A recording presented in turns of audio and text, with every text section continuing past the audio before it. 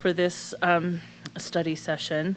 I'm not sure, did you ask somebody to lead us in the Pledge of Allegiance? Okay, I'm going to go ahead and ask Vice President Salazar to lead us in the Pledge of Allegiance.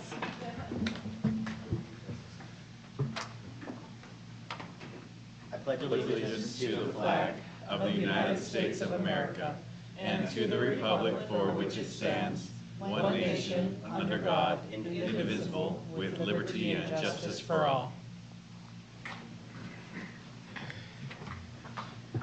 All right, board members, thanks for being here. Appreciate all the work you do to be prepared for these meetings and the study that goes into it. Thank you, and welcome to Business Administrator Kersley. We're happy to have you here, and to our new interim superintendent, Dr. Martin Bates. This is your first official board meeting as our superintendent, and we're happy to have you with us. Thank you. All right, we'll begin with our consent agenda. And I would be open at this point to entertaining a motion on the consent agenda.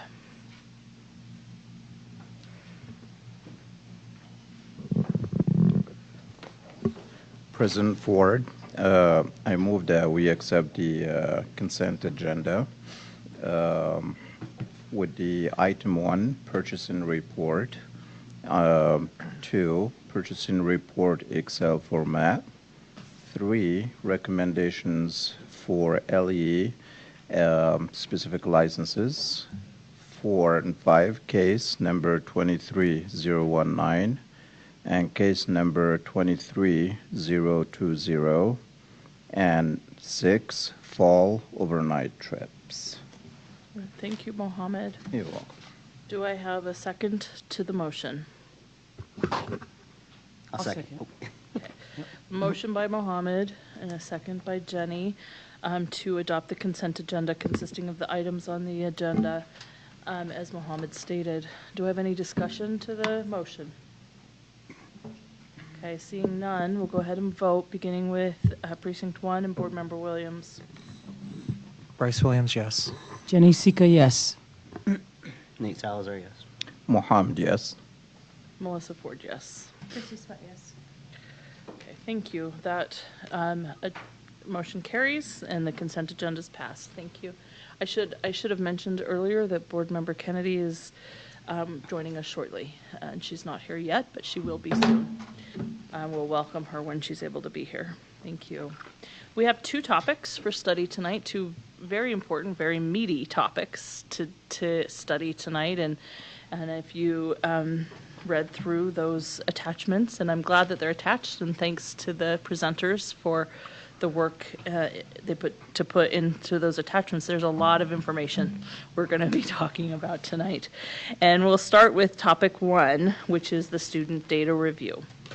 Superintendent, do you want to introduce this topic? Well, the title says it, so Tiffany, would you? Dr. Hall and Dr. Amio, thank you for coming. Yeah, thank you.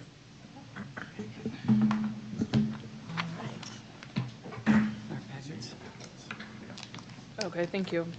Board members, there's also a printout in your folders that has, that's the fall enrollment. It should be both. It should be 2. Okay. Oh, there's fall enrollment and state of schools, Salt Lake City Schools. A lot of numbers, and they're going to be super small on those screens. Okay, thank So, you. yeah, we apologize for, all of the trees, but Don't it ever really will apologize be for lots of information. easier but to thank read the you. numbers if you can see them. So thank you for the opportunity, as we have every fall, to come and talk with you about the previous year's data and how all of that has gone.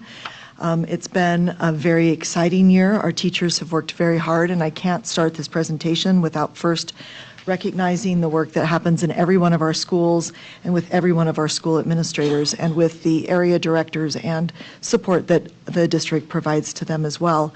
I think you'll see a lot of that great work and that great support today in Dr. Amio's report. So I'm going to turn it over to her, and I will come back at annoying times to fill in other information. So not annoying, just Never annoying, helpful. Dr. Hall. Helpful. So am I doing this? Do you want me to do it or Yeah, you want to do it? why don't you do it? Now we have the great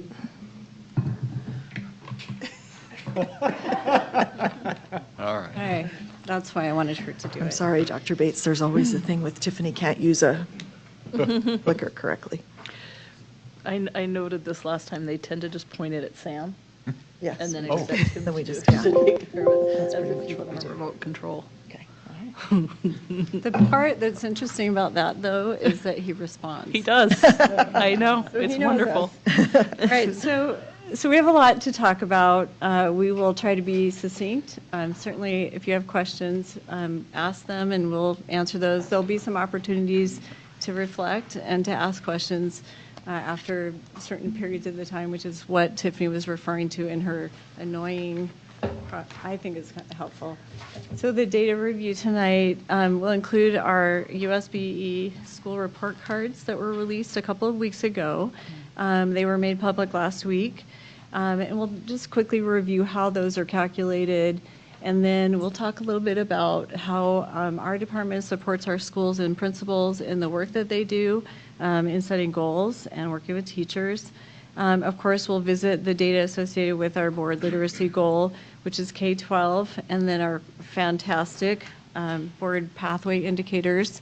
I love those and because they're research-based, but we'll talk more about those. And then we'll visit our graduation rates, and then we will also go back to pathways and look at our post-secondary indicators, and those are based on our National Student Clearinghouse data, or usually if we were in the higher ed realm. And then, of course, if we have time, we can review the end-of-level data, and that's the data that I presented already this summer as a preliminary review, but they look like they're pretty similar. So we will go on to start with the USBE school report card release. So as a reminder, we haven't had grades released for a number of years, and I believe the last grade release was for the school year 18-19. So this is just a quick review. The grades are A through F, and we want to see at least a typical or above, and that's recommended by the state. And then, of course, the grades are associated with those, as you see in front of you. The school report card categories haven't changed. So there are 4 areas for elementary and middle school, with achievement or proficiency and growth being the largest areas. And then, of course, EL progress, which is also a growth measure, and the growth of the lowest 25% in each of the schools. So that totals 150 points, and that is for our K-8. So the next page in your packet and then on the screen are this summary that we provide to superintendent, cabinet, board, and our area directors and school leadership.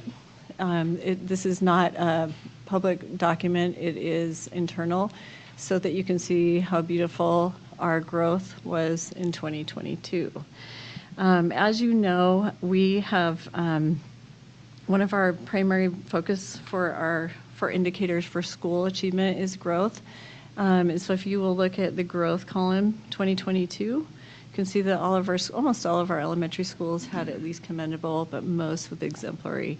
And that is an indicator of the work that our teachers and our school leaders and instructional coaches are doing right now.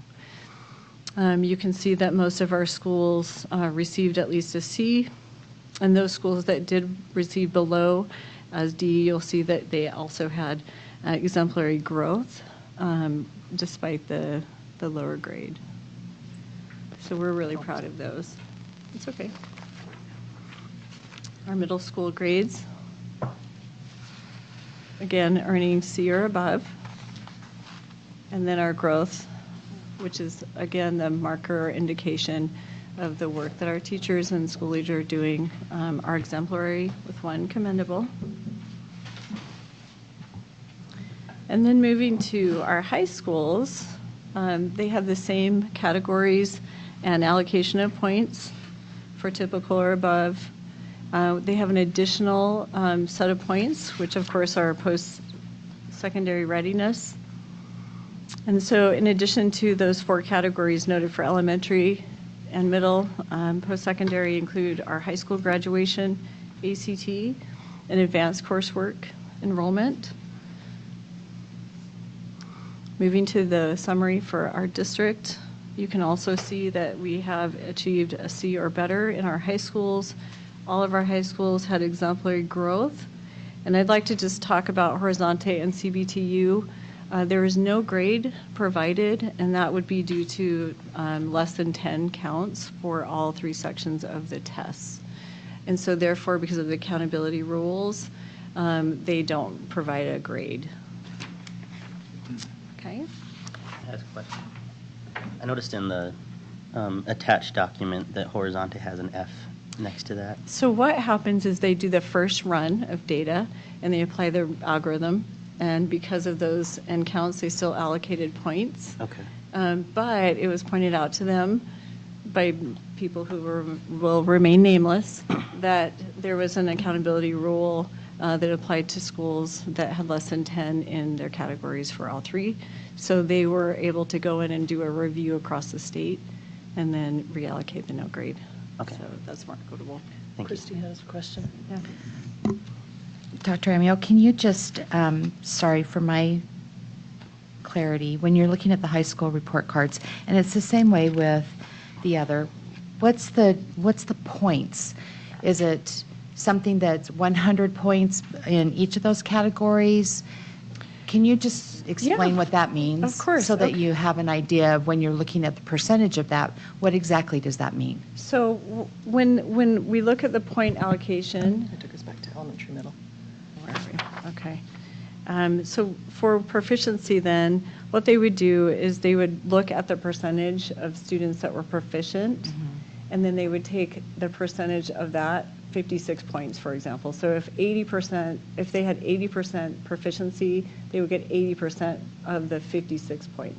So it's based on kids who are proficient, The achievement correct? category, yes. That's what Yes. that's what this piece means. That's what that one line means, that Right. 56. That 56. And so then if you go to growth, is it the same way? Yep. That you're looking at We take the percentage of the students that have shown growth?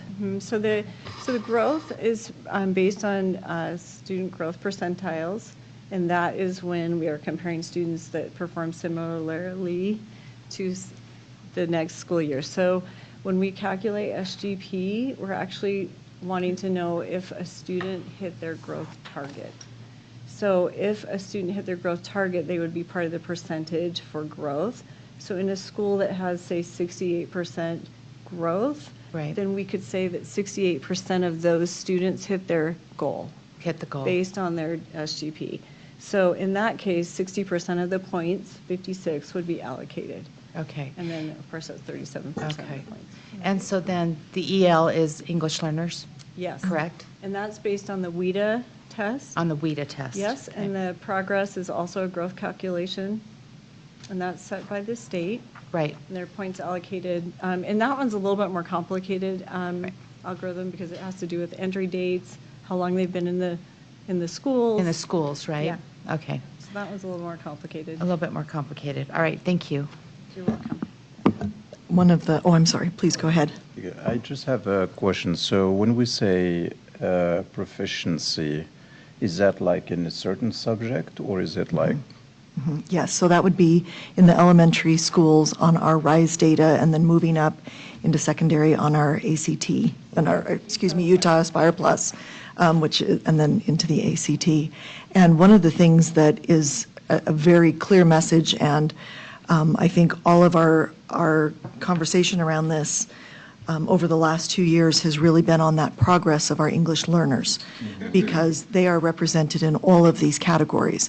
And so as you look at our report cards for for instance, our schools, the areas that we're really needing to focus when we look at that for growth or for continuing achievement, we really feel it's doubling down on making sure that we're helping students acquire English in all 4 areas: reading, writing, speaking, listening, because that's going to spill over into proficiency, into growth, into our lowest 25%, all of those pieces, because those are the students we really need to capture and support.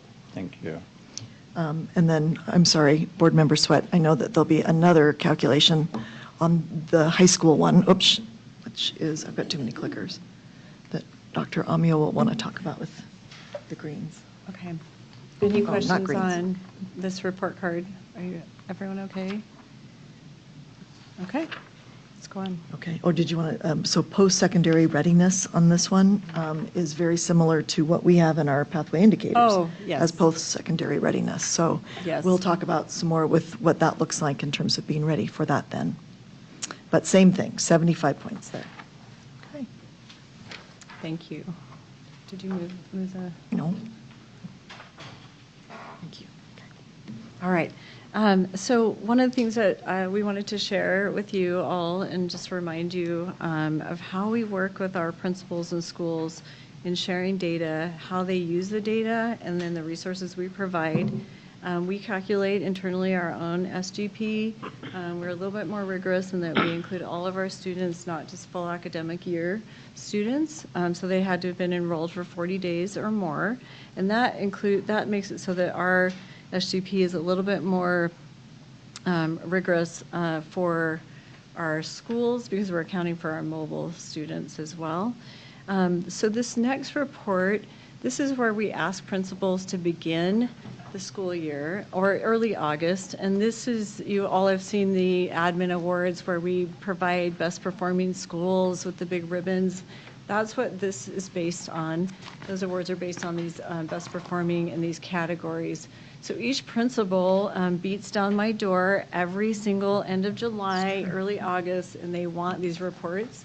This is the only report that's paper that we give them, but this is one of the best things that they can sit down and look at their historical performance in their school.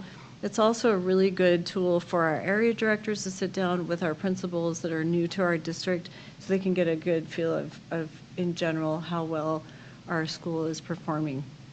So if you look at this as just an exemplar of what a report would look like, there's a little bit more information in the gray bar that would normally be there. Those bars to the left are the growth, and we want to see growth at least above 50. That growth is based on SGP, and the SGP is basically the percentages, the percent of students who have hit their growth goal. The red line with the dots is the achievement. So when we would look at this, an area director would sit down with the principal, talk through long-term goals and short-term goals based on what they're seeing in those three categories for their schools. Dr. Amio? Yeah. So I saw some of these, I've been seeing these as I visited schools by teacher as well, which is really kind of Yes. exciting. I mean, it's very exciting. I thought But you'd like that. But I've noted sometimes growth is higher than proficiency, and so help me if I'm understanding this correctly. Let's say we've got a student who, through no fault of their own, comes to us, as many of ours do, behind grade level. Mm-hmm. And so they might not become proficient in the course of a year. Let me say that differently. They might grow through a teacher's efforts. They might make 2 years growth. So we're not just talking about meeting growth targets. It might be exceeding growth targets. So they might make 2 years growth Yep. and still not be proficient for that grade. Is that possible? Yes. And is that then what we're seeing when sometimes we've got these blue bars that are considerably higher than the red line? Mm-hmm. So that's actually speaking to teachers being really, really good teachers, Actually even if making their it so. students aren't proficient. Yes. That's, correct. okay, thank you. Thanks for providing more clarification too. No, I'm asking. I want This to is- make sure I understand. This is a good example of what Dr. Bates was talking about. In this case, for this exemplar, the growth is exceeding the proficiency of our students. And so when a principal is looking at that, they know that their teachers who are teaching in these areas are actually providing the best instruction, and they are moving a majority of their kids, even if they're not proficient at the time. So this is actually how an area director would work with a principal, and then principals, of course, would share this with their faculty. So, thank you. Thank you. Then, in turn, what we ask principals to do is we ask them to sit down with their teachers, either individually or in their teams, grade level or course, depending on the school and the culture in the school.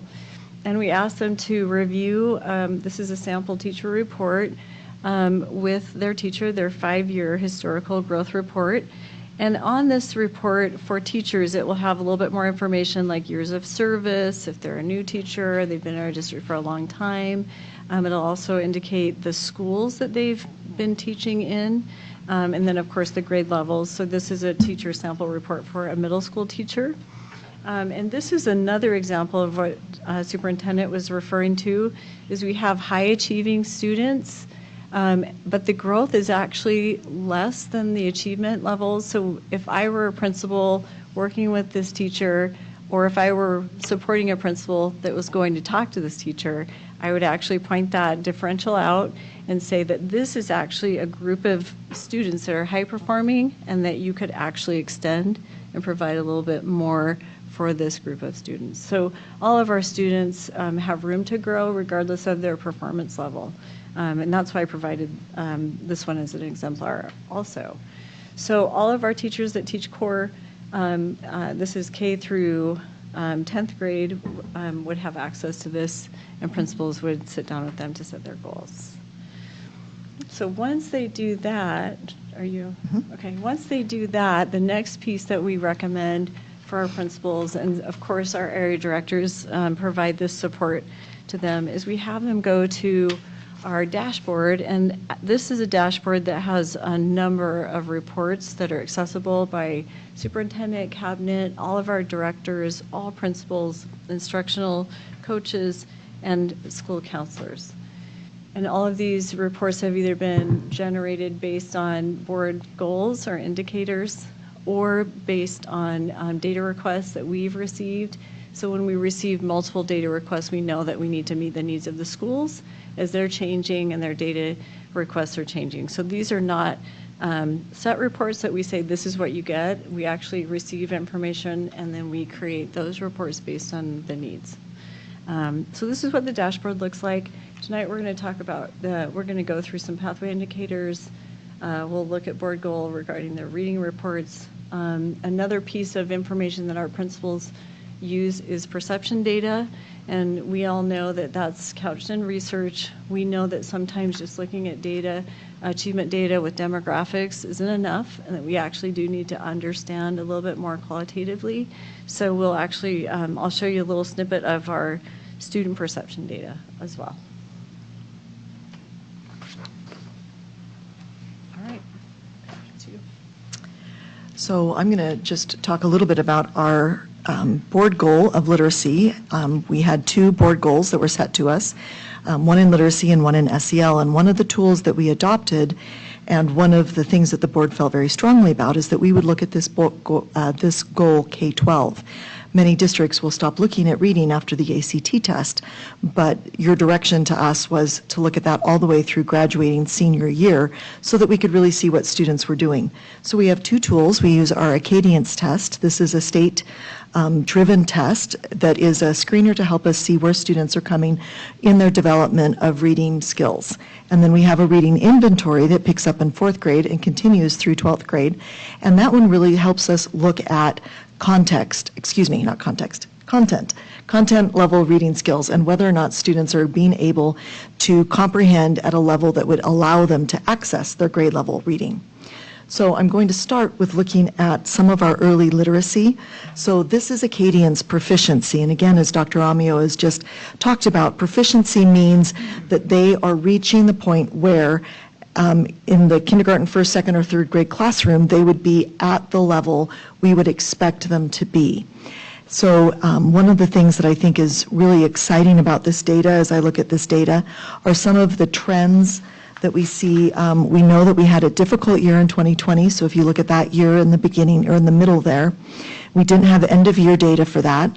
We can see that in 2021, we came back with more students who are well below grade level in those 4 grades than we've had for some time, but we were able to really help grow those students through 2020, 20 and 21, and then through 21 and 22 to some of our levels really showing some catch up from those youngest readers. One of the things that really excites us as reading people is the 21 to 22 end to beginning. If you look at those green bars, you'll notice that they are almost in the identical place, which means that many of our students who often might have what we call summer slide in the summer, where they aren't reading as much, will come back to us at the beginning of the year having lost some of that reading capability. And I'd like to, I always like to point a finger at the people who are doing great stuff. And here I'd also like to throw in our libraries, both our school libraries, who were through your provision open through the summer so that students could continue to check out and read books, and also our partnerships with the city libraries and those librarians who helped keep that reading really active. So that's a really exciting thing to see those good readers keep that reading across the summer.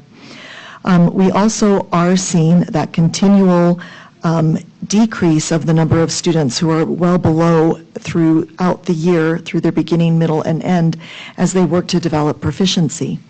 Now, the Acadience testing gives us not only proficiency, but it will also give us a growth, a Pathways of Progress growth mark. Now, again, to think about growth is a different piece. And so as the superintendent was talking about students who need to sometimes make up more than 1 year, maybe they need to make up 1.5 years or 2 years or 3 years. I'm an old high school person.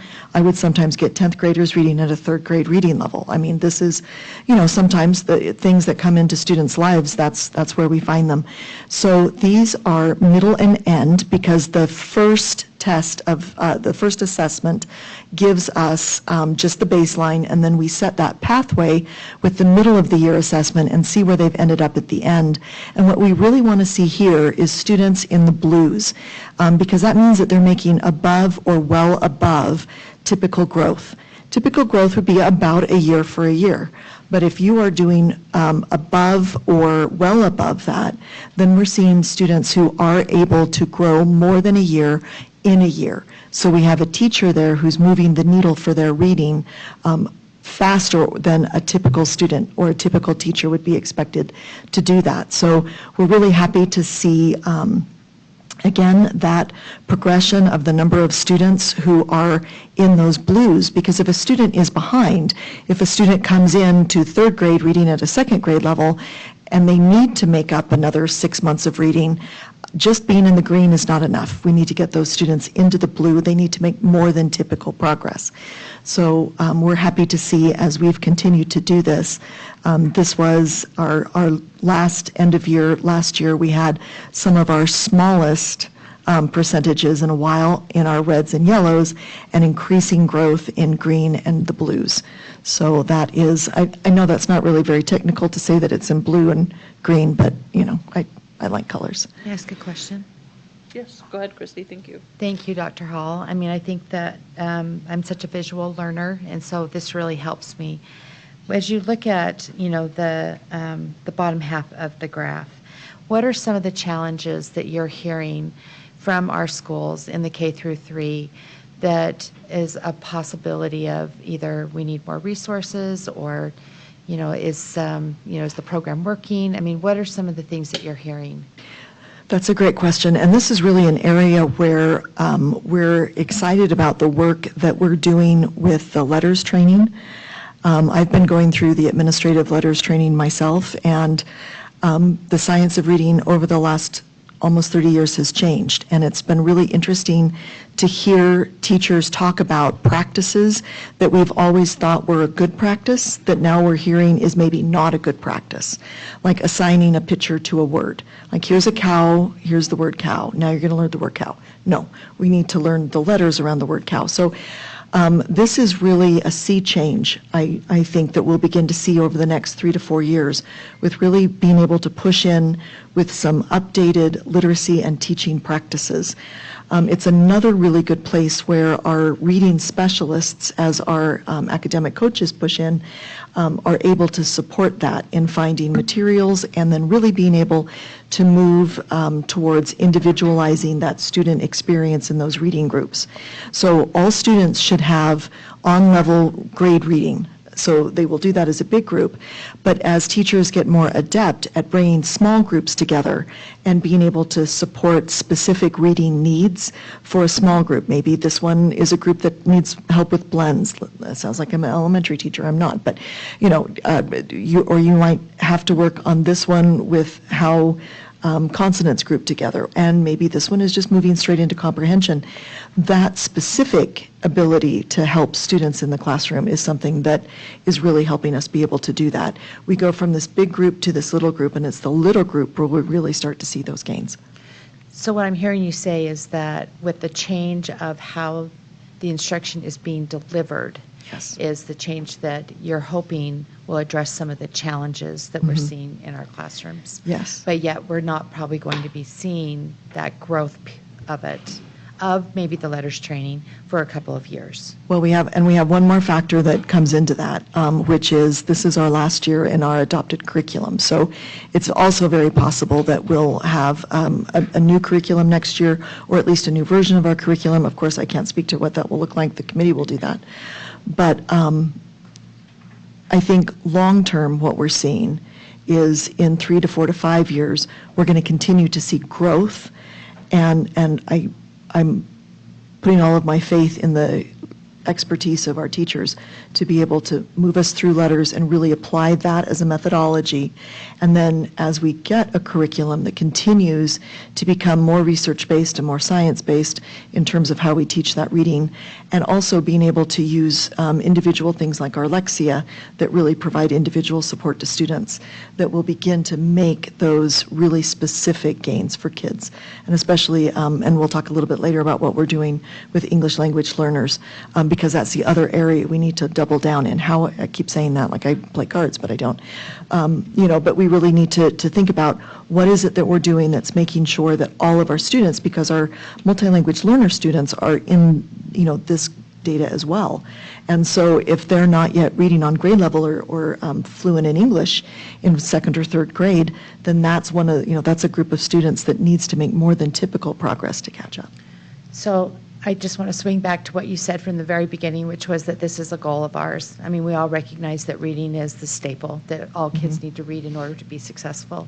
So I'll be looking for that in our student achievement plan, because I think that the investment that we've made in letters and the change of the instruction and wanting to make sure that we are really seeing progress with our kids through K through 3, because that's such an important time, that it will be really great to see that integrated as we go through the student achievement plan, throughout this year, before we put, our new goals and everything in place. Oh, yeah, no, I think we're all hoping that this one stays forever, because it really is until you can really say that 90% of your kids or more are reading on grade level every grade. You haven't, we're not there. And there aren't a lot of places that are there, but we're really pointing the needle in the direction of we're going to get there. So, thank you. Reading inventory and proficiency. Oh, sorry, thank you. My problem is I have to have this big one here so that I can read everything. I should have done it like Michelle did. As we look at reading inventory, again, this is a comprehension piece. And so we're looking here at proficiency in our grades 4 through 12. And this has been a really interesting data piece, because as Board Member Sweat just said, our foundational reading in K3 is truly the most important. That's where we want to get kids on grade level. That sets the basis for them to move forward academically successfully. However, we have really seen, and I'm going to switch us to 4 through 8, some gains in our secondary readers and writers. And I think some of that really speaks to the focus that we've had on literacy, and the idea that we're testing literacy 3 times a year, beginning, middle, and end, for every one of these grade levels. So you can see as we have grown this, so this is our 4 through 8, this is a particularly difficult group to get to move in terms of literacy. And we have managed to more than double those advanced readers and maintain for the last 2 years our proficient readers. And we are really looking at a focus or a shift from almost 50% of our readers being below basic to about a quarter of our readers. And so that is a piece that we're really excited about and thinking that that is something to look at. But now as a high school person, what just truly tickles me is this graph. This is our 9 through 12. So these are the students that I had in 10th grade that were reading at a second or third grade level. And we have a lot of ideas and thinking about why this may have happened. There's a growing sense out there that the pandemic actually helped our secondary students because they did, in our district being remote, they had opportunities to speak and listen, which you had to do very effectively in Zoom and in the small chat rooms. And then they did a lot of writing. There was a much larger emphasis on writing. And of course, that's one of the 4 skills that really moves that. So you'll see again that at the end of last year, we had only 18% of our students in 9 through 12 that were below proficient. So that is some really tremendous growth in terms of watching those trends of readers improve. We are also seeing, and this is a fantastic thing, the development of, or a mind shift among secondary teachers that literacy isn't just something that happens in the English class, but science literacy, content area literacy, and how students come to comprehending and understanding the texts in their classrooms has really been another methodology that has been integrating into these classrooms and helping with this growth. So we're happy to see that. And also, I'm happy for our comprehensive high schools that are moving toward having high-quality reading classes and using good resources for that in the high schools. And so those students aren't just being lost at this point. This data is allowing us to find them, target them, bring them into the classes that they need, and provide them some more support. So, okay. All right, thank you.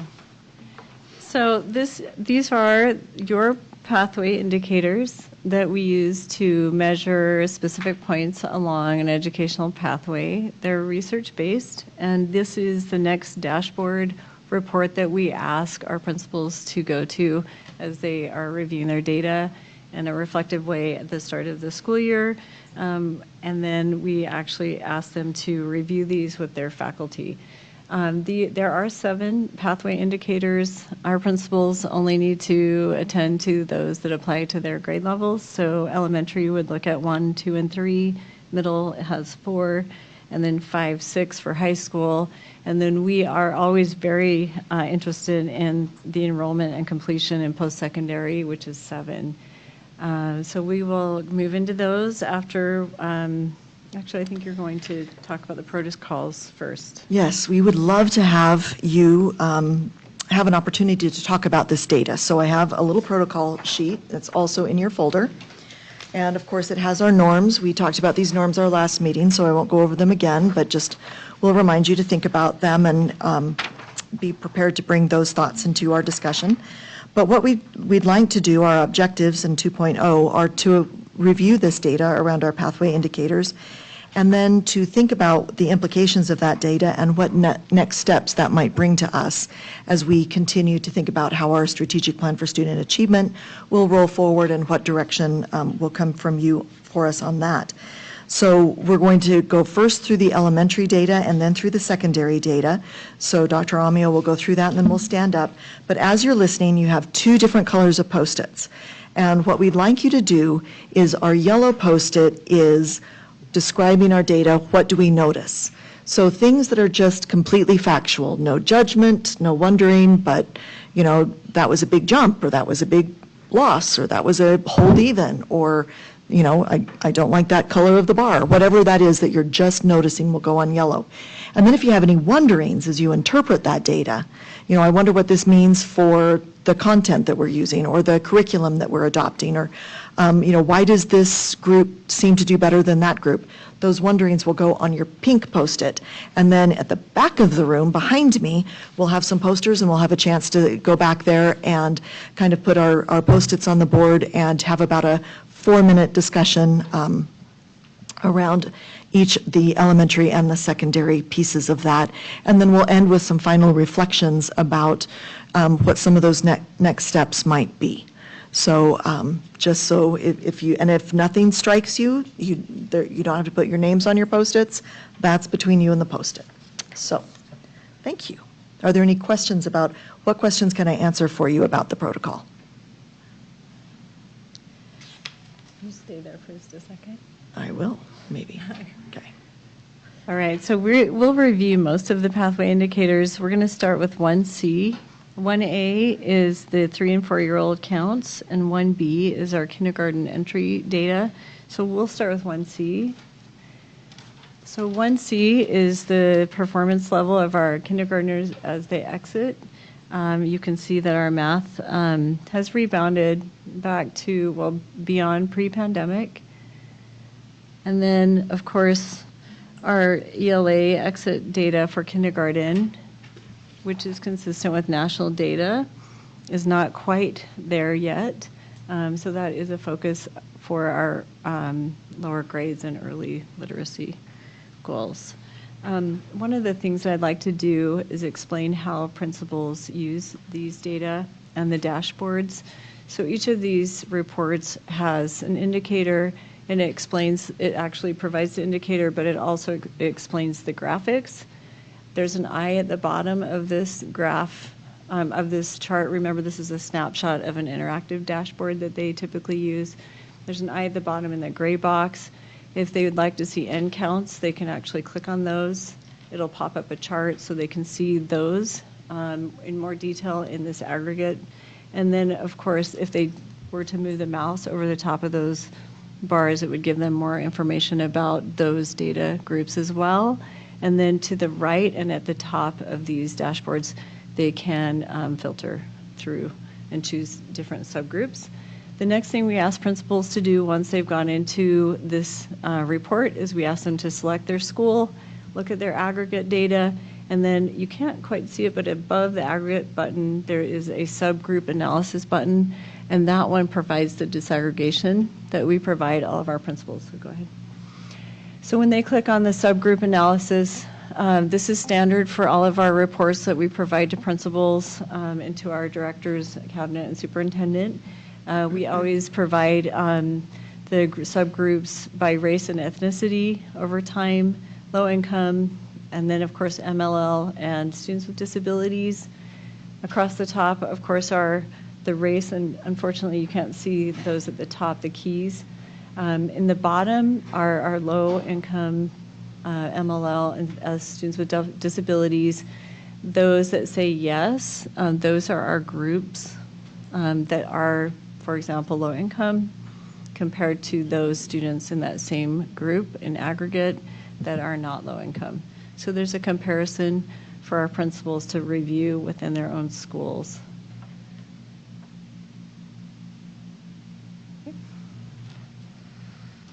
The next indicator, 2A, let's see, this one. Next indicator, 2A, is an important piece of a child's educational pathway. That is third grade reading and writing. And we know all research over time, over the last 25 years of educational research, points to the fact that our third graders must exit third grade reading on grade level. These data are measured by the RISE third grade, which does include a reading, passage, and writing. So in this case, our 2022 cohort of third graders, 45% of them exited with a 3 or 4 on the ELA RISE. Those students were a part of the cohort that were in first grade in March 2020, and then second grade in remote. So although this is 45%, this is the cohort of students who were early learners during our pandemic. So they are on the rebound, and we expect them to continue to make progress. So if a principal were to disaggregate, this is the report that they would see at their school level. Of course, this is district level. This is by race, ethnicity, of course, and by the 4 groups that we disaggregate by. So one thing that I talk to principals about when we do start to do analysis of our subgroups, is sometimes we hear an immediate go-to around race. But what I guide them to, and I also talk about this at the university as well, is that we actually need to look at the risk factor of poverty associated with lower achievement levels. And we need to look at those subgroups first, and then the other factors that students may be existing in. We know that poverty has a huge impact on learning. In our case, in Salt Lake District, a large number of our low-income students are EL, and they are of color and part of BIPOC. Okay, so that's something that I also coach our principals on as they start to look at these data and also talk through the data. So, all right. So 2B is the next indicator, and this one specifically has to do with English learners and their proficiency. This is measured by the growth target that's set by the state and based on the WIDA test.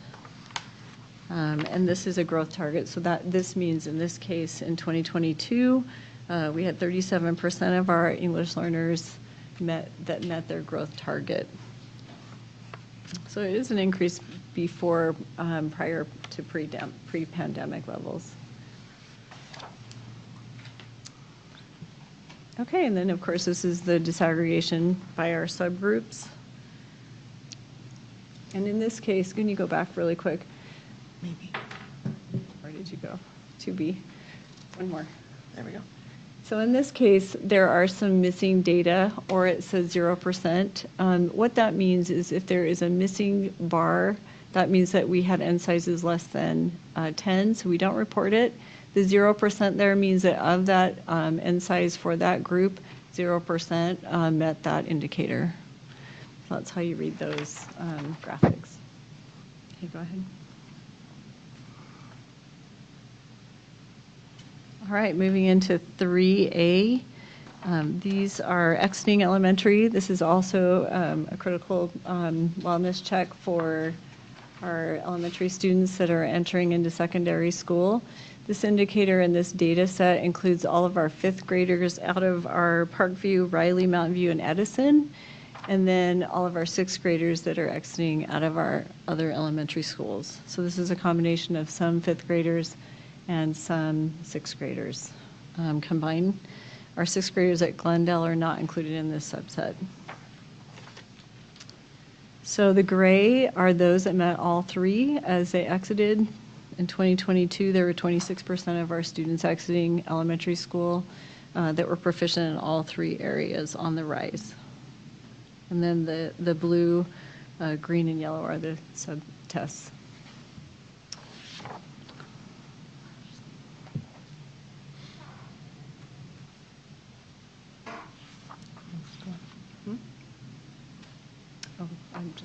Go ahead to the next one. So 3B, this is our students exiting elementary whose first language is not English and that are making sufficient progress. In this indicator, we use the measurement of the RISE ELA.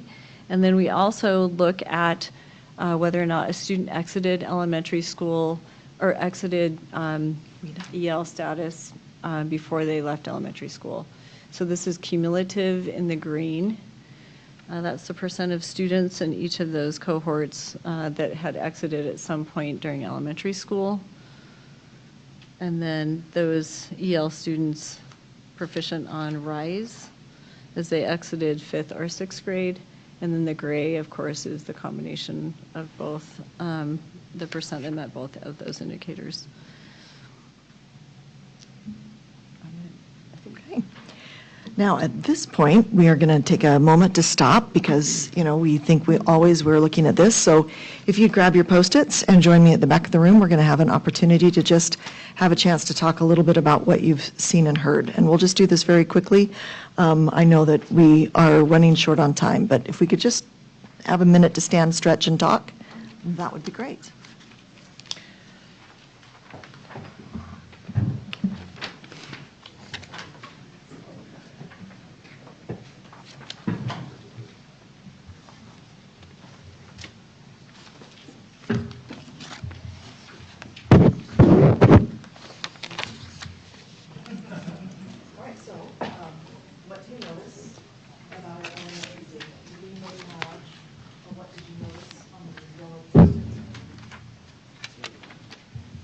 So like attachment? Yes. Is that what you want? So I think that it's about Mr. Alan puts his right there. I think for me, the proficiency of race always shows for the achievement gap. Sorry. Thank you. And Alan, we're very small, I can't remember. You said growth, on 1C for 2022 is great. There's still a large achievement gap. I think that goes right to what Kristen was saying here on that pandemic learning loss experience. The elementary medicine.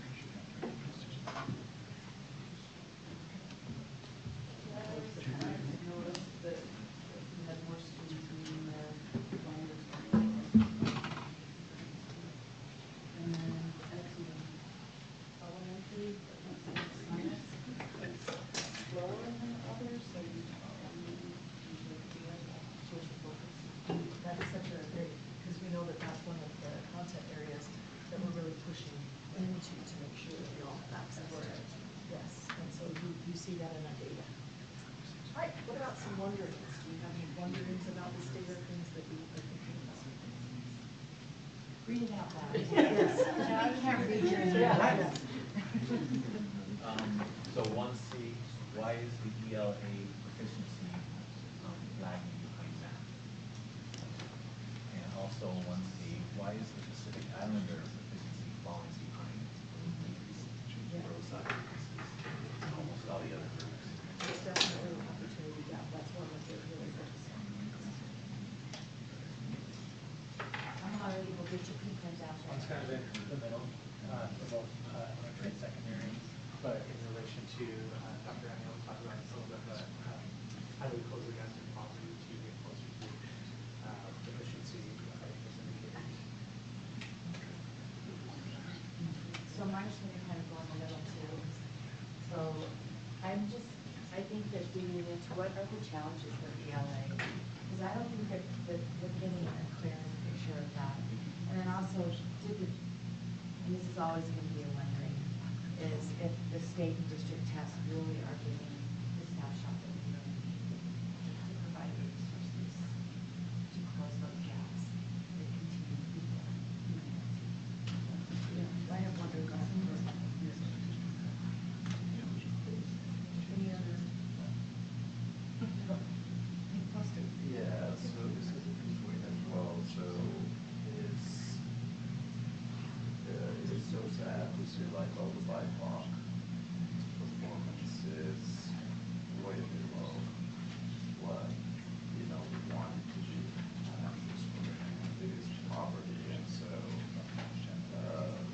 but is there like something new that we are entertaining that we're going to be doing this year? I mean, 2023 that's going to help us, see that progress a bit. I think really that focus on growth is the thing that we need to be paying attention to. That we can't just, we're looking at that and saying, okay, well, this student wasn't proficient last year, so they're not proficient this year, so, I didn't break them there. It came to me that way. And instead saying, what's the amount of growth I was able to make with this student? And I think as we shift the narrative to looking at how the student's growing rather than just a fixed data point, every year, kudos to the assessment. Yes. How are we really helping to make sure that all teachers are knowing where their kids are individually? Because I look at that data and I say, okay, no, Christy, you're going to be reading 5 grade levels ahead no matter what, go sit over there and read that book. But Alan, you're good with math, but I need you to come over here and do some reading. And being able to really hold that in and specialize with some small groups. I think that, and you're seeing that as the kids get older too, so it's not just K1 to 3, but as we're looking at those readers that need to develop, it's being able to be specific about what it is that they're needing and how they're addressing it. Now, I know we're running a little short on time, so I might not have you come back here for secondary because some of you are already looking at some of those pieces.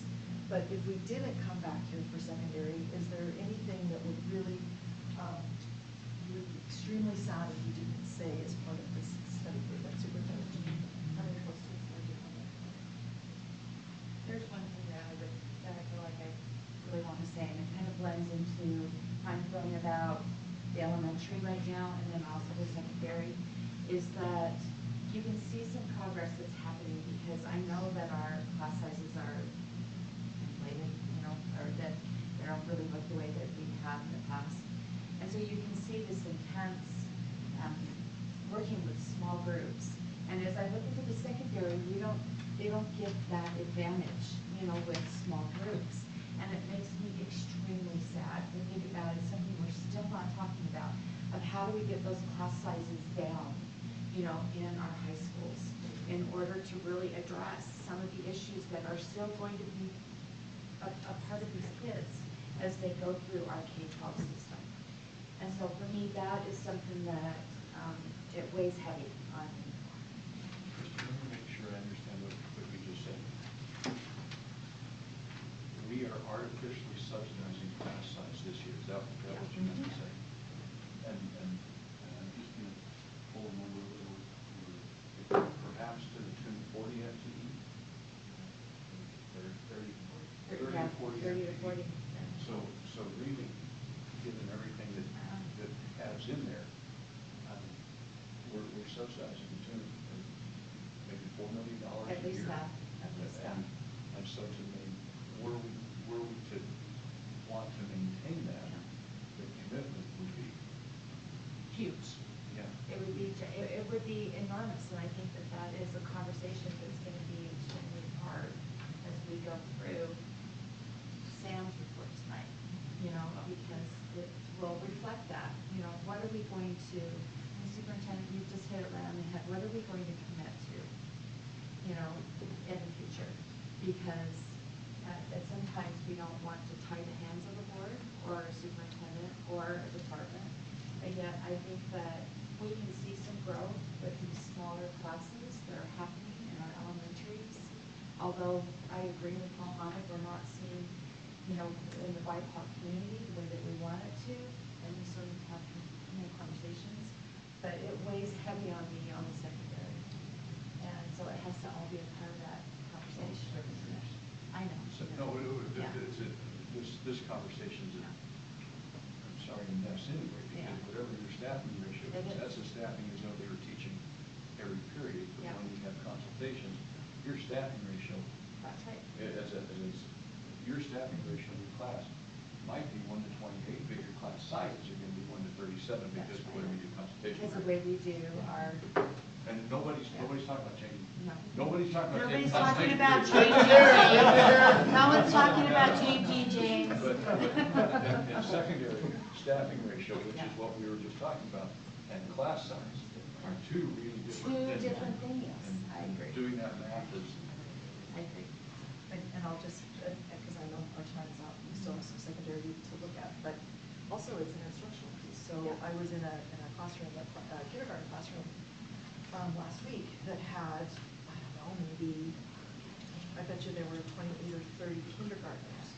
And that teacher is able to put them in small groups and to cycle through that. As secondary teachers, that was never part of our training. And, as we get that, like we do whole group, that's kind of what we do.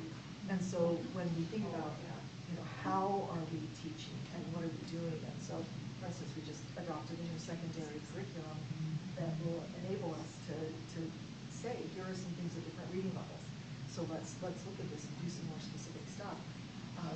I don't think necessarily that class size is the only indicator of this. I think some of this is also what are we doing with the time and the students that we have in front of us. And until we've exhausted all of those things, then can we really say we've done everything we can to close that opportunity gap. So, I think we're coming at this in a lot of different ways. Let me just connect two more dots as we're making our way back to the front. And that's that thinking elementary. An elementary teacher is going to be his or her best when they teach the same grade year after year after year. But when we've got small schools, we find teachers needing to move grade level every year, and that's going to have an impact. That's going to have an impact. On learning. We'll start a conversation a little bit tonight, but then a little more heavily in January about what's optimal school size for a child's education. And part of that's going to have to do with how many teachers are on per grade level and how you manage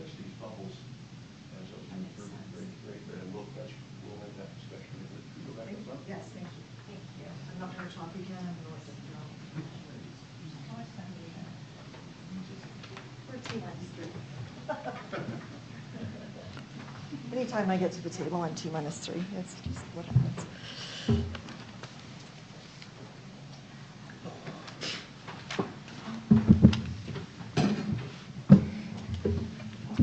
Okay. So are we on 4A? Yeah, okay, you can just Go through it. Okay. That's good. All right, so this fourth indicator is about our eighth graders exiting middle school. Of course, the gray is those that met all three indicators, and those are the students who were proficient on the rise in ELA, math, and science. And then, of course, you can see those broken out by test. Again, we are not exiting enough eighth graders into our high schools prepared. And of course, I've said this to all of you before, that if we're sending our kids into high school, they can't access those rigorous courses if they're not ready to go. So our K-8 is about preparing them to get ready for that high school experience. Our high schools are opening up those pathways and offerings of rigorous courses as ninth graders. But again, we can put them in those classes, but if they're not ready to go, it's going to be really hard on those kids. So that's one of the things that we ask our middle school principals to focus on as well. And then, of course, that's the disaggregation.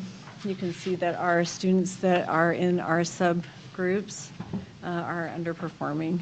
Dr. Amiel, can you help me with one thing? The bottom, the three rectangles at the bottom, just help me to understand the blue and the orange, the no and yes, don't add up to 100%. So what are those showing us? So that just means that of those students in this aggregate overall, only 14% of those in this group hit that criteria and were proficient in all three areas as compared to those students. So if we were to look at 2022, only 11% of our students that were considered low income were proficient. That's the met all criteria? Yes. Okay, thank you. Yeah. And then, of course, compared to those students who are not, it's 40%. So this is actually disheartening to look at, actually. So we do want our eighth graders to actually be ready to go. 4B has to do with readiness for eighth graders and effective behaviors. And in this case, we're looking at attendance in core classes and then a cumulative GPA of 2.7 or above as they leave middle school. And you can see that that's dropped a bit, and you would expect that to be a little bit higher over time. If you look in 2019, I'm asking you to look at 2019 because there has been some questions about attendance and attendance taking due to the pandemic. So you can see pre-pandemic, it was still a little bit lower than we would like it to be. And then, of course, the two areas are disaggregated for you by attendance and then GPA. 4B is the disaggregation. And again, remember that principals will be looking at this at their school level so they can identify smaller groups to target as well with interventions. 5A, these are the high school indicators. We know that ninth grade is a critical year for our students, particularly those that might be at risk for dropping out. So we do focus on ninth grade in terms of achievement. In this case, we're using the Utah Aspire Plus. Now in high school, the issue with the test for 9th and 10th grade is that it is core assessed, but students are looking for relevancy in terms of college readiness, and they're looking at their graduation, they're looking at college applications, they're looking at ACT. So when we look at these data, although they are in line with what we're seeing in K-8, we also want to consider that sometimes we know that students are not seeing the relevancy in these exams. So when we look at high school, we are looking more at credits earned and attendance, course taking patterns, and then certainly ACT and graduation. So this is one indicator for achievement, but I'd like to go to 6A. Can you just go to 5A? Oh, sorry, Yeah, over here, too. it's okay. Both of them. Oh, so 5B. 5B. Sorry. Okay, so 5B, again, we're focused on ninth grade. We're looking at effective behaviors and habits at the beginning of high school. So one of the important indicators for ninth graders is also a sense of belonging. One of the ways that we can assess that is certainly through perception data, and principals do have that data for their ninth graders. But in this case, we are looking at attendance. We're looking at credits earned. We know through research that if students are leaving ninth grade without those credits, that there's a big gap and that they're at risk for not graduating and they're not on track. And then certainly no Fs in any of the core classes. So those percentages are more hopeful in terms of looking at that versus the achievement on those tests, which is why I wanted to get to this. I think that those are really important aspects for our current ninth graders over time. And then if you go to I think 6A is the, okay. So 6A. Okay. 5B is also a desire, actually, when you go back to 5B, there we go. So those bottom three are a little bit better. If you look at the orange, those are the areas that we're disaggregating by subgroups. So we do have more students in those subgroups that are meeting those criterias as we move into high school. Which is great. I mean, those are an indicator that we are doing some work with groups of kids that might be at risk. And like I said, I always start with the kids that are in the low-income groups. Those tend to be those that are a little more stretched, more stressed, have less resources, maybe first generation or EL students. So those are the students we like to point to first. All right, 6A is a problem. And I would like to apologize for that. The two bottom in the blue are miscalculated, and that was just run in our system and then printed. So I will email this to you that has the correct data for the two blue bottom ones. Those, because they weren't calculated correctly when this was printed, impacted the MET conditions in the gray. But I could point out that the green and the orange are calculated correctly, and that there are a high percentage of students that did hit the criteria for attendance, and then those students that have a GPA of 2.0 or higher in schools. So I'll apologize, but I will make sure that we get that correct page out to you. And Dr. Amio, do we think that that correction will be an up or a down? It will be up because I can tell you right now that when I looked at that, those two blue charts were deflated by about 10% across the board. So it should be closer to the mid-40s, which is better. So you will see, you'll be happier with that one. And then, of course, our 6A indicator is the disaggregation. So we will also send you a corrected update for that. 6B is the indicator for STEM. We know the importance of technology and the advancement of technology, and that our youngest kids in high school and college are going to be those innovators. Being prepared for those pathways into college is really important, college and career. And this indicator is measured by the ACT, the math section, and the science section, and we do utilize the benchmarks. The state uses 18 for all of their markers. When we do these measurements, we look at the actual ACT benchmarks. All right, go ahead.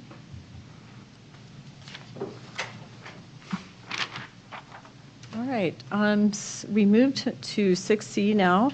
This is 11th grade. This is also the last indicator that we ask principals. We do know that principals look at 11th grade as a marker for how well their students are doing and how well if they are on track for graduation, but also in preparation for college and career. So this indicator criteria for this is the percent of students who earned at least a 21 or higher on the ACT composite, the percent of students who earned at least 2 CTE credits by school year, and then the students who earned at least 1 full credit in an advanced course. So those are the percentages, and certainly as we begin the work of increasing access for our 9th graders in our more rigorous courses, specifically like AP Human Geography, which is written for 9th graders. We hope to see that we'll have increases over time for those students who actually have access that didn't maybe think about taking that course. And I'll get to come back, I think, sometime and talk about that work sometime soon. So we have some great news on that. Let's see, and then 6E is just the disaggregation again. If you look at that, again, we have some increases in those subgroups that are much better than in the earlier grades. Dr. Amio, Catherine, Board Member Kennedy has a question for you. Okay. Go ahead, Catherine. Your sound is off, Catherine. And I don't know where to look. Right Just listen. It'll come. Yeah, don't worry about looking. Thank you so much. This is really great information. On the ACT scores for juniors, does that mean the class of 21 would be reflected in the class of 2020, in the scores for 2020? And the class, is that how that works on that year? For the 11th grade, so last year's 11th grade If you go ACT. back to that, I think it's just the slide before, yeah. So is the class of 2022 numbers, which would have been this last spring, is that actually the class that'll graduate in 23? Yes. So that was last year's 11th graders, yes. Okay, Yes. that's, okay, just making sure that they're not calibrated by their graduating class, No. but by this school year. Not in this case. Thank you. You're welcome.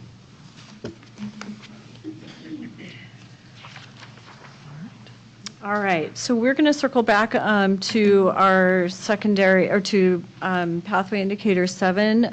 Just a quick snapshot of the graduation overview by school. This is also a dashboard report that our principals have access to, and it does provide more information than just the graduating rates. For example, our middle school principals can look at the trajectory and graduation rates of their cohorts of students coming out of each of their middle schools, and then where they graduated from. So there's some longitudinal and historical data in these dashboards. And then certainly this is by school. Go ahead. Don't indicate with your hand. Sorry. I have to talk with my hands. And then this is just a quick disaggregation, graduation rates by race and dropout. Again, there's a lot more information in this report for principals. Are these four-year cohorts or just who started the year and who graduated? These are the graduating classes. Okay, all right. Yep, each individual class. And that would include those that graduated early or had summer credit, those that we have, yeah, okay. All right, so circling back to pathway indicators, this is our post-secondary information. And we just started, we finally had enough information about our students, I think it was beginning last year. And we were able to gather this information from the National Student Clearinghouse. And so there are two indicators. I have 4 slides because there's a lot of information on here. Principals can go in and look, and I think program and directors use this one probably more than principals, but it's still something that they are looking at. On this page, you can see the enrollment of each graduating class and then how far out they enrolled. Most of our students are enrolling in that fall. That 0 means that's within a year. And unfortunately, we did have a drop in enrollment overall, but it was about half pre-pandemic. This is still 7A. And again, just more information on where our students are enrolling geographically. And what's interesting about this, I think, is that the Salt Lake Community College has a really high enrollment. And then we do have many of our students that start that are finishing, which is unusual for students who start with community colleges. And that really speaks to the strength of the Salt Lake community support and connection with the universities in Utah. Can I ask a question, Melissa? Yeah, go ahead. Thanks, Christy. Can we go back to the slide before? I just want to make sure I'm understanding what I'm looking at. Okay. So if you look at 2021, just that blue bar of 2021, you're saying that 36%.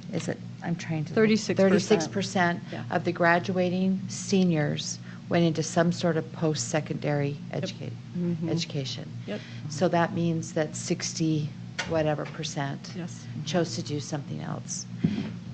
The post-secondary, does that include our CTE strands? Uh-huh. So Yep. it would include any apprenticeships Yep. or anything like that? Yes, 2-year programs. training, any of those, Okay. and 4-year, of course. So I'm trying to think of how I say this. Because I think there's an impact of why we're seeing such a low, because I think that's low. It is You know, low. 36%. But Even I less think than that 50 is low. when you have a predominant, how do I say that? A number of kids that are choosing to do either, you know, a hiatus, or they go on an LDS mission, or whatever it might be, that impacts that number. Because the age for a lot of that has dropped to a graduating senior age. Well, and one thing to consider too is that this graphic will change because the cohort of 2021, we may not Right. have students enrolled yet. It might be better to analyze these data by looking back a couple of years, because then we know we've actually given time for the 2-year hiatus, the 1-year gap. Yeah, I think that, how do you? So we actually just update these when we receive that information. So this is one that isn't static, and it does change as we That receive changes. those. Yeah. And we receive those files from National Student Clearinghouse periodically throughout the year. Right, it's still below 50%. Yeah. You know, Yeah, I mean, and- even if you look at that 5-year trend. And most of our students, if you look at the chart next to it, are enrolling in the Right. fall. Yes, So exactly. it's still lower than we'd It's like an to see. interesting graph that you have. Yeah. And there's a lot of things that impact that, Yeah. which isn't reflected in that little blue graph. Right. Board Member Kennedy has her hand up. Thanks. Go ahead, Just- Catherine. Thanks. I think you already answered this in your answer to Christy, but so then the 2020 bar includes both 0 and 1 year, and the 2019 bar would include the first 3, all the percentages. Is that correct? Yep. So that's why that 2021 is so low, is because we would expect to pick up another 10 to 12% next year. Yeah, Right. so that will change as That will change. if we present this next year, or even in January. Right. Yeah, so that makes a huge difference for that bar. I mean, if you're doing this again, it would be great to see the entering year for all the classes for that first year, and then how they grow. Does that make sense? Yeah, Yeah. Thank you. you're welcome. Just making a note. Okay. All right, go ahead. Yep, next one. That's great. This is the second indicator for post-secondary. These are students who enroll in a degree or certificate program and earn a certificate or degree within 6 years. And again, this will fluctuate as we have an enrollment over time with our cohorts of students. You can see that the majority of students do graduate with a post-secondary, some kind of completion within 4 years to graduation of those that do enroll. And then it's showing 2 and 4 year. So a large number of 4 year. And then this last, whoops, you want me to start faster? And this last graphic, of course, just gives information about where students are enrolling, what types of degrees. Your question, Board Member Sweat, about the types of enrollment. All right. All right, we'll quickly go through student perception data. So when we are trying to understand the gap that we have, we do need to know the what. We need to know who's underperforming, what that is. We need to look at the demographics and the subgroups. But there's an important piece of information that our principals are now using, and it's actually really exciting because this oftentimes can answer that question, why? And one of my favorite quotes by Gary Anderson out of New York University is, "For every complex problem, there's a simple solution," and that's wrong. So we know that there are lots of layers to the issue of this gap, and lots of layers that need to be addressed. So one of the pieces of data is this qualitative data around our students, and this might actually answer the question of why for some groups as principals dig into these data. And this is just a snapshot of just part of this dashboard report that we sent out. And I do want to talk a little bit about how we gather this data. I think most of you are aware that we use Qualtrics, and then with Sam's support and help, we're able to send out secure links to all of our students. So we can pull back the demographics of our students who are answering. We know their site location, and even if we want to know anything about the respondents, but it's confidential. We drop all of the identifiers before we start to analyze it. But that's how we do that with any kind of survey. So we send it out with a secure link, we drop the identifiers, pull the data in, and analyze it, and of course provide some kind of analysis. So these are two quick snapshots of student perceptions of their teachers. This is at the district level, and student perceptions on school climate. What we ask principals to do is go into their school, and then they have row level security, which means that they're the only one that can see their teacher, the responses about their teachers in these data. And they can also disaggregate and look at subgroups as well. Any questions about that? This is like a newer report.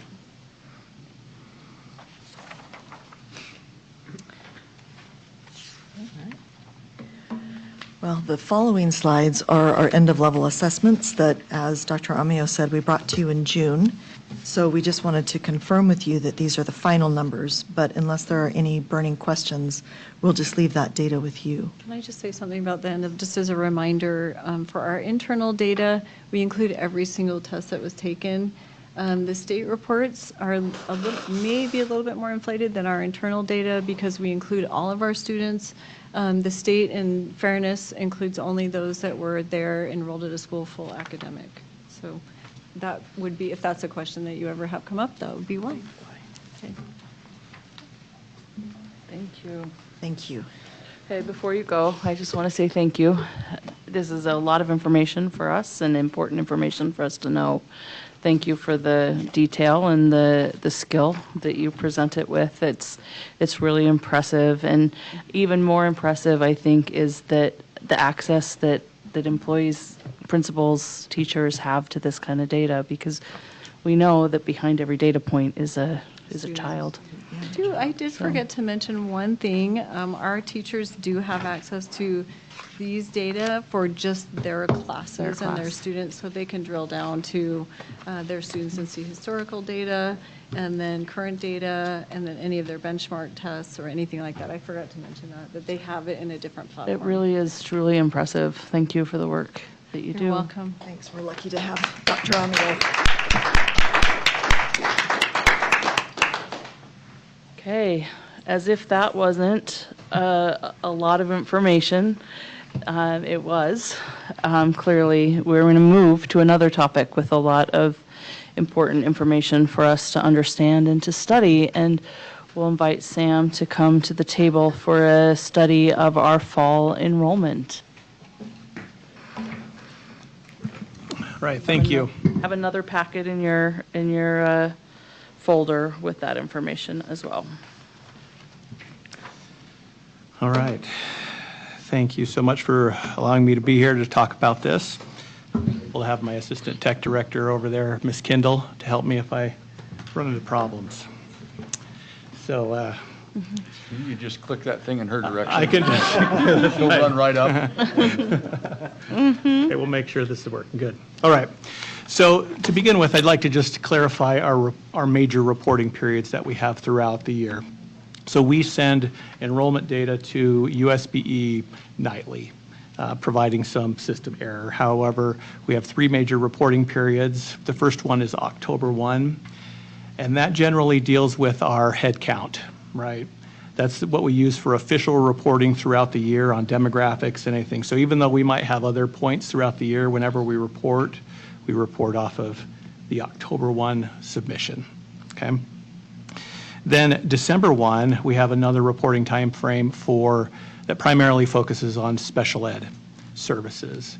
Many IEPs are still taking place right now, so that official reporting for special ed services happens in December 1. And then July 1 is the final cumulative end of year that determines an LEA's average daily membership or ADM, and that's used to determine the weighted pupil unit, which is the foundation for the public education system in Utah. Okay, so that final report. So we've just completed the October 1 report. And now many of the documents that I initially hand out somehow have a incorrect header. I know I fixed that on one of the spreadsheets, but they all say fall low income, but I'll just walk you through it to begin with. So this first spreadsheet that looks like it has all the school names on the left, and you see K 1, 2, 3, 4, 5 through 12, and then K-12 SE total 21, 22, and 21. That's our enrollment right there. I'm sorry, which one? So it'll look kind of like this. Yep. That should have said fall enrollment. It says fall low income. We'll correct that and send that back out. So anything that's in bold on this paper is a 10% change, okay, whether that is an increase or a decrease in enrollment. Additionally, if you see on any of these reports, due to our data governance plan, any count for public reports that's less than 10, we don't indicate that on there. We just put a less than 10 marker. However, you will be able to have access to those in the District Document Center, those reports that have the actual numbers on those. We just don't release those publicly.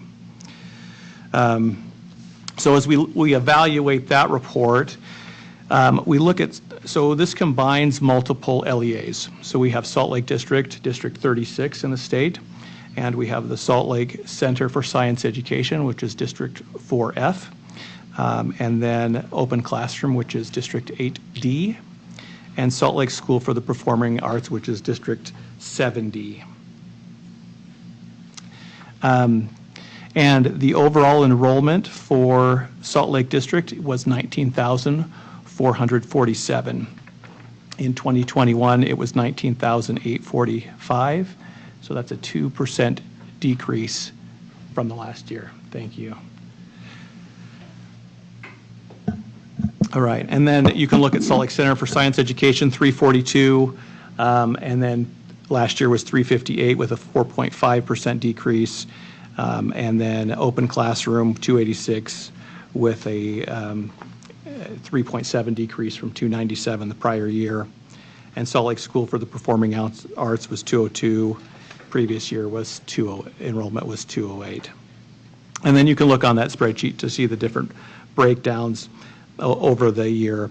One thing that I did notice on there is that we did, in prior years, you'd see a lot of bold on that, a lot of schools with 10% change. This was relatively slim this year on the 10% change. So if we look at our enrollment trend, I put this together over the last 10 years, 10, 11 years since 2012. This is something we already knew. However, it's a graph to kind of let us see.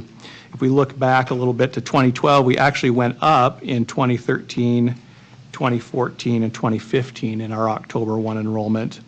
And then we had a steady decline through 2019. And then in 2020, we had a significant drop there. And and then it's kind of steadied again on our decline, right? So really, as we looked at some of those outside demographic reports that we've had from Davis Demographics or Applied Economics, they predicted some of this trend. However, I think in 2020, what we saw was magnified a little bit due to the pandemic. So this drop would have normally happened. It probably just accelerated a little bit. So overall, over that 12 years, there's a 17.98% decrease, which is a total of 46 students. Okay. Now, I know your favorite report is our distribution report, the in and out. That one is a bear of a report because addresses are just challenging. There's a lot of them to verify. So this just kind of gives you a picture of what that will look like when we would present that. So out of our total enrollment, and this includes, from here on out, these slides include all of the LEAs that we have. So not just Salt Lake District, but the charters as well. So 19,274 students are district residents and 1,003 are out of district. When we're talking about charter schools, however, they will generally all be listed as in-district students because they don't have any boundaries. Okay. Here's some items of note, significant enrollment changes. Bonneville, you'll notice, was up about 50 students, a 12.53% increase. Escalante Elementary fell about 10.1%. Salt Lake Virtual was our most significant, falling 77.22%, down to, I think our official count was 59 students. That was, and the majority of those students are in first grade. If you look at that, we had 15 first grade students, and all of the other grades are less than 10.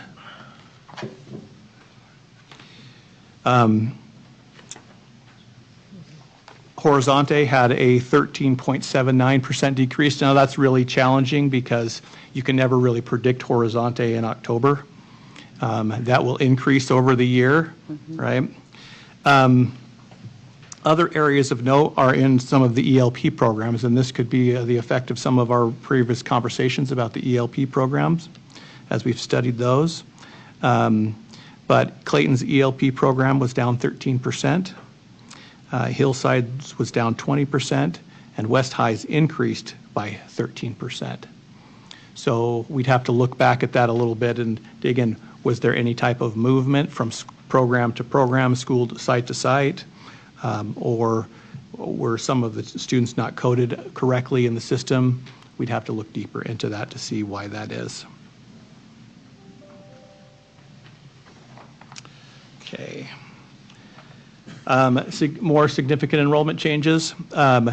Ninth grade students increased from last year by 316 students.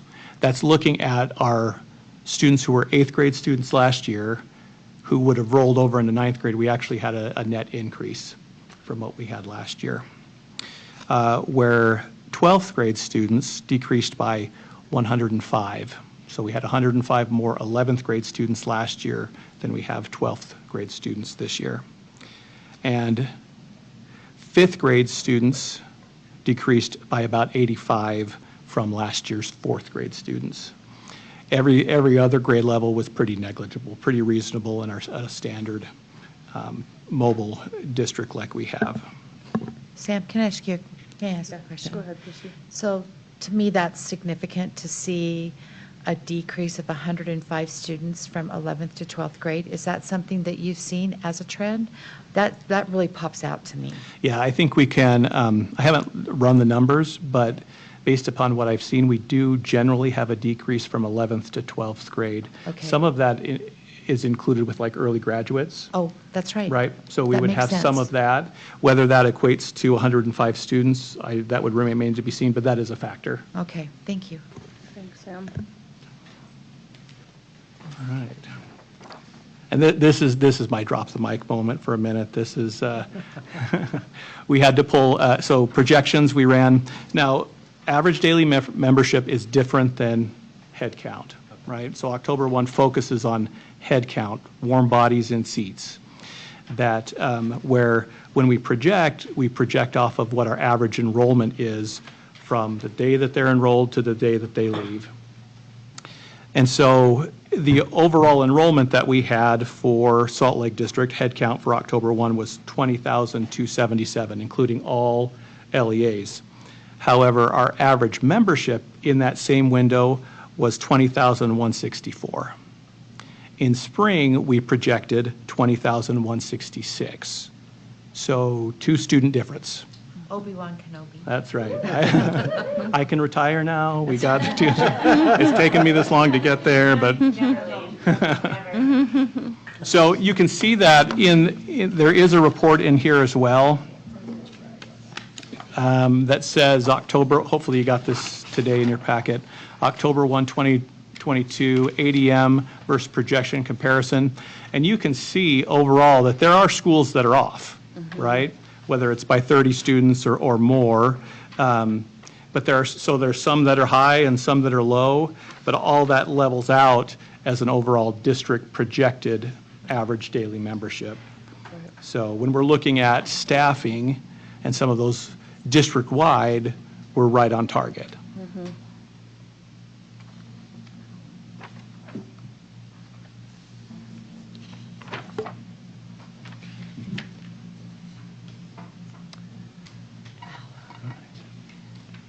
just give you a second to kind of look through that. Demographics, these are the demographic percentages that you'll see, and all of those are included in here. There is one document that you'll see in there that again has an incorrect header, but it says African American, Asian, Caucasian, Hispanic, Native American, Indian, Pacific Islander. That is our ethnicity report. And if we look on this, our minority report, 58.4% of our students are minorities, which again makes us a majority minority district, where last year was 58.2%, so a slight increase. Then there's actually one that's labeled correct, the fall low income report that says October 1 enrollment, free lunch, reduced lunch, total free and reduced, and our overall percentage. Now this one has, on this slide, the low income is economic disadvantaged, 52.27%, where last year we were at 49.71%. That increase is not surprising given that the last 2 years, all students received free lunch, right? So there was no incentive to apply. So now we have a more accurate number, and this is pretty indicative of what we were prior to the pandemic as well, just a little over half. There's an additional report that you'll see where the header says float, not tested, EL levels, fluent exited monitoring. So float stands for primary home language other than English. And then these are our multi-language or learners or English language learners, 27% throughout the district, where we were 26% last year. Okay, and you can see in there, and this will be more indicative when you can see the full report of the numbers of how many students exited their program, meaning they achieved fluency and now they're in monitoring for the next 3 years. Is float an acronym? I think it's 4 years. Float, yeah, primary home language other than English. My goodness. So that's how, and this is not my area other than reporting on it, but when a student registers and they indicate, there's a home language survey, they indicate that their parents speak something other than English or that their native language is something other than English. That helps us identify that a student may need additional supports. And that would be teaching and learning. That would take over from there. Okay, and then we have, the languages spoken. That one did not print on this one for me, but we have 80 languages spoken throughout the district, and that was the same as last year. That's a pretty big report and hard to read. It's good with a magnifying glass and a ruler. Okay, then the next report that we've included, and I'll get to this one right here. Average class size. This is my disclaimer. I put an asterisk on here and I put an asterisk on here. This is really just to give you a brief glimpse. And what we really need to do is ask more questions to get down to the meat of this. I don't want anybody to go away from here saying these are exact numbers, really, because they're due to some small class sizes that we have, it can reduce the average, right? So we've got legitimate small class sizes that are special ed. Additionally, in these numbers, I've taken out anything that's like an advisory class or an office aide, or like we've got release time in the system. You know, those are not really count. We want to focus maybe on our core curriculum classes, but these are pretty close, right? So generally, our elementary average is around 18. Generally, our middle school average is around 21. And generally, our comprehensive high school average is 22.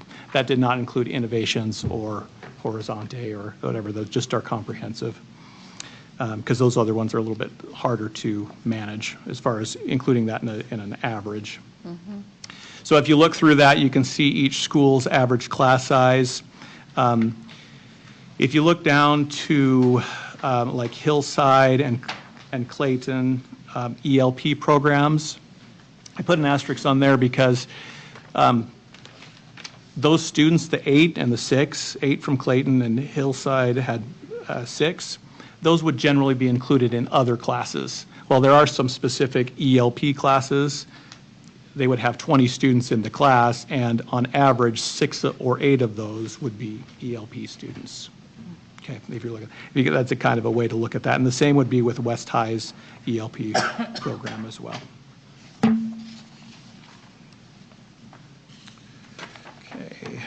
Okay, and then that's what I've got. Any questions? I feel like next time we do this, you ought to bring magnifying glasses. My readers only get me so far. Yeah. It wouldn't have been good on the screen. Yeah. No, this is so much good information. Board members, do you have questions for Sam? I think everybody's digesting a lot of this, and it's really clear. It's really good for us to see what these trends are and with clarity, and well done on your projections, too. Lydia? Oh, yeah, go ahead, Lydia. Yeah. So for the West High Magnet ELP, they're separated. At the classes or in the class at West where those students are together, did you include the West ELP like students under the West High class sizes, or is it separated out? So when we do all these reporting, we do separate the magnet ELP only. Okay. So not part of the program, but those students who would have come for that program specifically. So if you look at all those reports, you'll see that West High is broken out. So to remain consistent, I did that in this report. So you'd look at the same idea that I just explained. There are 11 students would most likely be taking secondary math 1 or whatever. They'd be included with 9th grade students or whatever they were doing. Thank you. Other questions for Sam? Yeah. Thank you. Thank you so Thank much.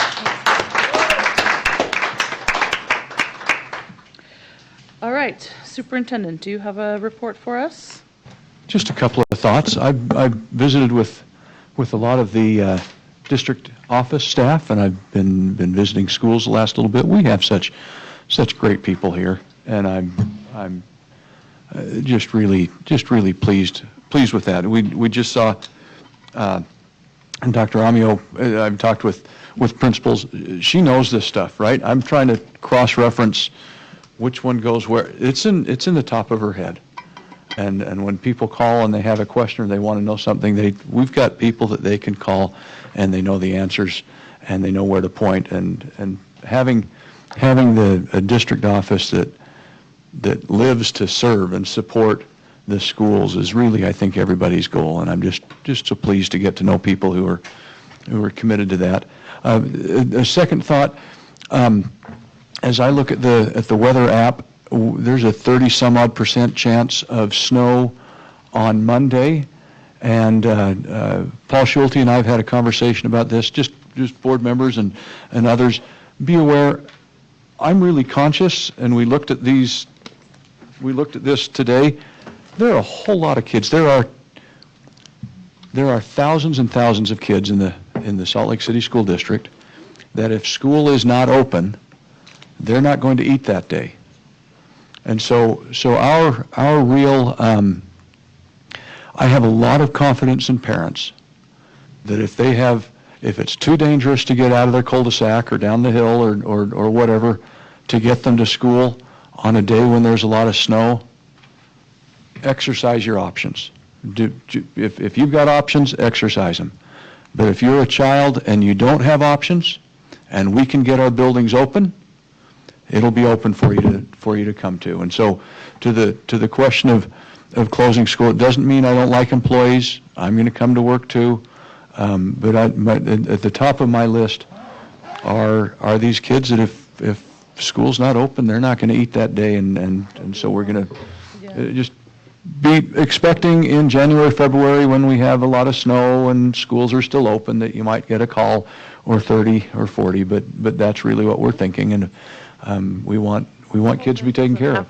Thank you, but let's hope that doesn't happen on Monday. I'm thinking. Please no. I think we'll be okay Monday, but I just wanted to start the conversation, so we're thinking about that. That much snow. That's all I have. Thanks, all of you. No, thank you. All right, an opportunity for board member reports. Anybody have anything they'd like to share? I do, if no one else Okay, does. all right, thank you, Lydia. I'm just trying to open up the document on my computer. So as I emailed, I think all the board members, I created a proposal for student school board member visits for me to go to the various high schools throughout the district during lunches and have an open forum where students can present their ideas or talk about struggles they're having with the district, with the idea that, one, I would be able to get more direct student feedback to better fill my role as student board member, but two, so that school students throughout the schools feel like they have a better connection to the district and understand what the district and the school board can do for them more clearly. And so I am going to work, I think you said you'd help connect me with someone at the district administration to work more on that. So. Yes. And I thank you for presenting that proposal to the board, and I think you have generally support from the board, and the direction is to work with Superintendent Bates, and he'll coordinate that with you. Thank you. Thank you. I really do appreciate the dedication you have to this position and your really clear vision for the student voice being a part of it, of what we do. It's important. Thank you. Other board member reports? All right, I'd like to thank board members for everything you do, and always I'm super impressed by the dedication you show to our students and love working with you. And we will, seeing that we've completed our agenda for tonight, we'll call this meeting adjourned, and we'll see you in November. Thank you. Are you Ashley?